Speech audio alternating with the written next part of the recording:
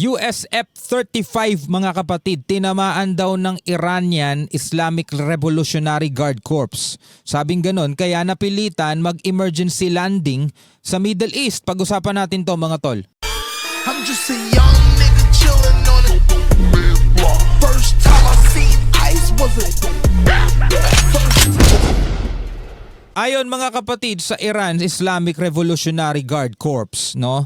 Tinamaan daw nila mga kapatid ang isang F-35 fighter jets ng US, no?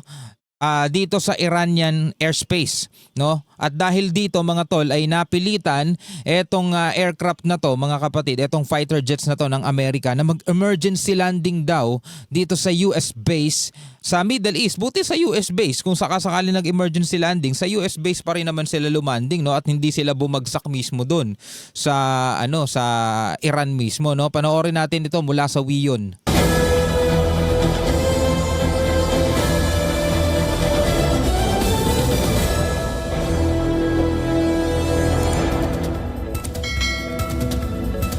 So eto daw yun. Courtesy Iranian Hyderabad. Breaking news coming in from the war front in West Asia. Iran claims to have hit US F-35 stealth fighter jet. The aircraft was hit during a combat mission During combat mission. over Iran. In fact, the jet was forced to make emergency landing after sustaining damage. The US Central Command has said the investigation is underway regarding what caused the jet to initiate emergency landing. And in the What the cause for the jet to initiate? Di ba sinabi nga tinamaan nila na syempre mag-i-initiate talaga ng emergency landing yon. Pero kung nakapag-emergency landing pa at hindi nag-crash, ibig sabihin hindi ganun katindi yung pinsala mga tol. Kasi usually di ba pag nakakakita tayo ng mga fighter jets na tinatamaan, talagang yung pilot nag-emergency eject, di ba? Nag-eject siya doon. Tapos babagsak na lang yung eroplano, tapos yung pilot naman is naka-parachute na. Yun talaga matindi damage nun. Pero kung ito sinasabi ng Iran na tinamaan nila itong US F-35 fighter jet, pero nakapag-emergency pa mga kapatid sa US base. Ito nakalagay dito sa sa report, dito sa description mga kapatid, binabasa ko lang. Sabing ganon, Iran's Islamic Revolutionary Guard Corps says it struck a US F-35 fighter jet over Iranian airspace.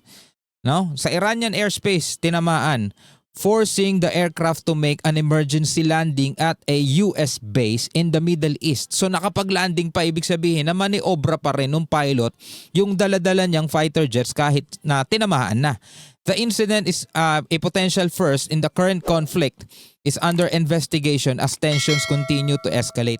Kauna-unahan to mga kapatid. Taliwas ulit to sa mga report na nakakalat sa mga social media na pinapaniwalaan din na marami nating kababayan na napakarami na daw na mga aircraft ng Amerika ang napabagsak at aircraft ng Israel mga tol. Pero sabi rito sa report, ito'y mula sa WION mula sa WION to mga tol. Ito daw yung first mga kapatid, no?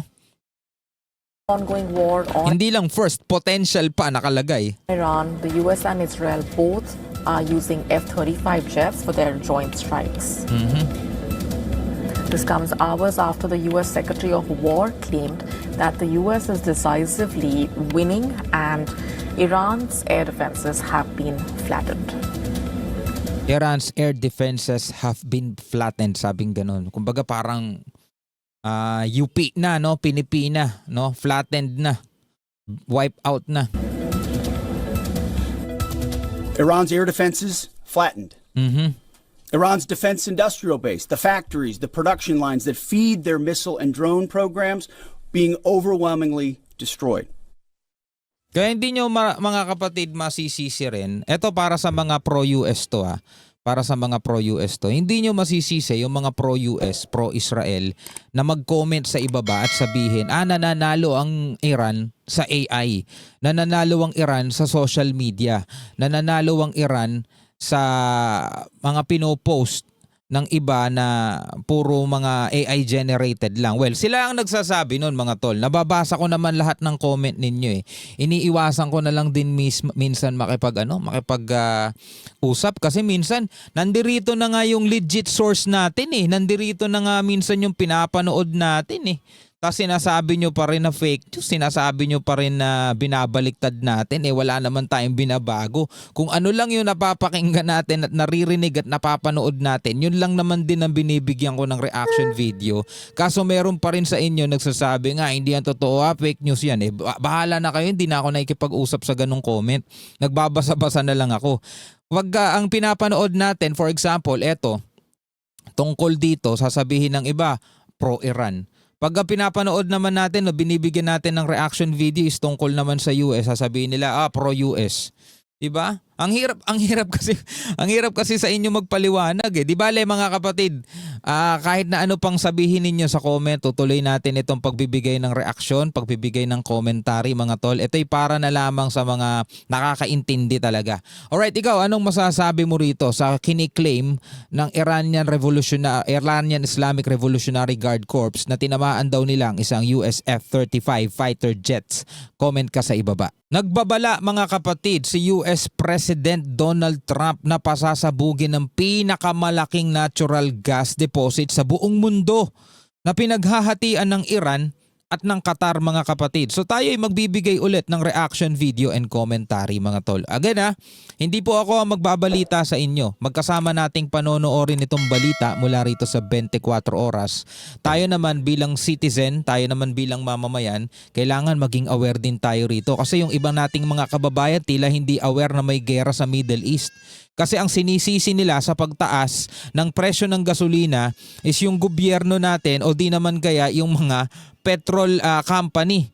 No, hindi ata nila alam na may nangyayaring digmaan ngayon sa Middle East kaya naaapektuhan ng presyo ng gasolina. Kasi yung ibang nagrarally mga tol, nagagalit sila sa Petro, nagagalit. Ewan ko bakit sila doon nagagalit mga tol as if naman kontrolado ng Petron to, no? So ito panoorin natin itong balita mula rito sa 24 oras. Nagbabala si US President Donald Trump na pasasabugin ang pinakamalaking natural gas deposit sa buong mundo. Ngayon, kapag ginawa ni Donald Trump yan, mga kapatid, for example, tinutuon niya, no? Sabihin lang natin tinutuon niya, ano ang magiging epekto nito sa daigdig mga kapatid, no? Meron nga ba tong epekto sa daigdig o epekto lang to sa Iran, no? Alamin natin. Na pinaghahatian ng Iran at Qatar. Yan anya ay kung ulitin ng Iran ang pag-atake nito sa bahagi ng gas field na nasa Qatar. Nakatutok si JP Soriano. Kasi sabi pinaghahatian daw to ng Iran at Qatar, no? Ito yung pinakamalaking natural gas deposit sa buong mundo na pinaghahatian ng Iran at Qatar. Ang tanong, maaapektuhan ba rito ang buong mundo kung sakaling totohanin ni Donald Trump ang kanyang banta? Sa ikatlong linggo ng giyera sa Middle East, nagbanta si US President Donald Trump na sisirain ito ang South Pars gas field ng Iran kung aatakihin pa ang pangunahing gas plant ng Qatar. Gayunman, may unang pag-atake na binanggit si Trump sa kanyang Truth Social. Dahil anya sa galit sa mga nangyari sa Middle East, ay inatake ng Israel ang bahagi ng South Pars gas field na nasa Iran. Nauna na pala ang Israel, no? Inatake na pala to. Maliit na bahagi lang nito ang tinamaan, pero mahalaga ang gas field dahil ito ang pinakamalaking natural gas deposit sa buong mundo na pinaghahatian ng Iran at Qatar. Gate ni Trump, walang alam ang Amerika sa pag-atake at wala rin umanong kinalaman dito ang Qatar. Pero hindi anya yan alam ng Iran na umatake sa bahagi ng pasilidad na pag-aari ng Qatar. Dagdag pa ng US President, wala nang gagawing pag-atake ang Israel sa South Pars Field maliban kung umatake muli ang Iran sa Qatar. No more, sabing ganoon ni Trump, no more attacks will be made by Israel unless Iran unwisely decides to attack a very innocent, in this case, Qatar. Kasi isa rin to mga kapatid sa nirereklamo ng ibang Gulf states, Gulf country. At ito rin yung panawagan mga kapatid ng iba. Sana daw hindi na dinadamay ng Iran mga tol yung kanyang mga kapitbahay na hindi rin naman daw gusto itong nangyayari. Katulad na lang halimbawa ng UAE. Sabi ng UAE, hindi naman namin pinagamit yung airspace namin at yung mga US military base para umatake sa Iran. Pero bakit kami tinitira ng Iran? Yun ang sinabi mga kapatid dun sa ibang mga report na nabigyan na natin ng reaction video. Israel sa South Pars Field, maliban kung umatake muli ang Iran sa Qatar. Kapag umabot sa ganyan, pasasabugin na anya ng Amerika ang buong South Pars gas field. Nako, alam nyo naman mga kapatid kapag nagbanta to si Trump, no? It's either itutuloy niya o hindi, pero most likely tinutuloy talaga niya. 'Di ba? Hindi siya yung puro Ito nga yung kakaiba sa Amerika mga tol. Kaya nga kung meron kang makakaaway, pili ka na lang sa dalawa, China o Amerika. Kung meron kang makakaaway, 'di ba? Parang mas nakakatakot maging kaaway itong Amerika no kaysa sa China. Ito mga kapatid, lang to parang pagtatansya lang sa dalawa kasi ang Pilipinas nasa gitna. Kung China ba o Amerika, mas maganda wag kang pumili sa kanila. Diba? Pareho mo silang kaibiganin pero it doesn't mean, ulitin ko it doesn't mean na ibibigay natin yung ating mga teritoryo at ating West Philippine Sea sa China. Hindi ganun ang ibig ko sabihin. Pero sabi ko nga, wag tayong bibitaw sa relasyon natin sa China. Kasi kung meron tayong makakaaway, pareho naman silang superpower sa tutuusin Pero kung may nagbabantaman o kung magbabantaman, mas nakakatakot magbanta ang Amerika kaysa sa mga banta ng China. Kasi di ba ang Pilipinas, ilang ulit na tayong pinagbabantaan ng China na don't play with fire, those who play with fire will get perished. Di ba? Ilang beses na sinasabi ng China yon. Pero ang Amerika kasi mga tol, kapag nagbanta, tinutotoo nila. Yun ang mahirap, di ba? Hindi sila nagbibiro, di ba? Hindi sila nagbabluff. Pag sinabi nilang bombahin namin yun, talagang titirahin nila yon mga tol. Pero napakalayo namang gagawin sa atin ng Amerika yon kasi nga napaka-importante nitong bansa natin para sa kanila. Tayo yung first island chain nila para hindi makamove agad ng China papunta sa kanila kasi kung titignan ninyo mga tol yung position ng ating bansa, tinatawag na tayo strategic location mga tol, no? Tuloy natin. Sa kabila ng banta, sumumpa ang Iranian military spokesperson. Nagaganti sila sa mga responsable sa pag-atake sa kanilang energy infrastructure. Tinarget din ng Iran ang Riyadh, Saudi Arabia. Pero sinalag ng air defense systems ng Saudi ang 4 na ballistic missiles ng Iran. Yun ang mahirap no? Pag nagagalit ang Iran mga tol, tas gabawi sila. Nadadama yung mga nasa paligid nila, no? Tapos ito halimbawa itong Saudi Arabia, no, sila ang tinarget for na ballistic missile ng Iran na tumarget sa Riyadh. Sinalag ng Saudi Arabia, no? Pero sinalag ng air defense systems ng Saudi ang 4 na ballistic missiles ng Iran. This pressure will backfire. Will backfire politically, will backfire, I believe, morally, and certainly, as we have stated quite clearly, we have reserved the right to take military action if deemed necessary. Sa ngayon, mas pinipili pa rin daw ng Saudi Arabia ang diplomasya. Pero If Iran doesn't stop immediately, I think there will be almost nothing that can reestablish that trust. Nako. Ayan na mga tol, nagbabala na mismo ang Saudi Arabia. Hindi galing sa akin ulit yan Sabay nating pinanood yun mga tol.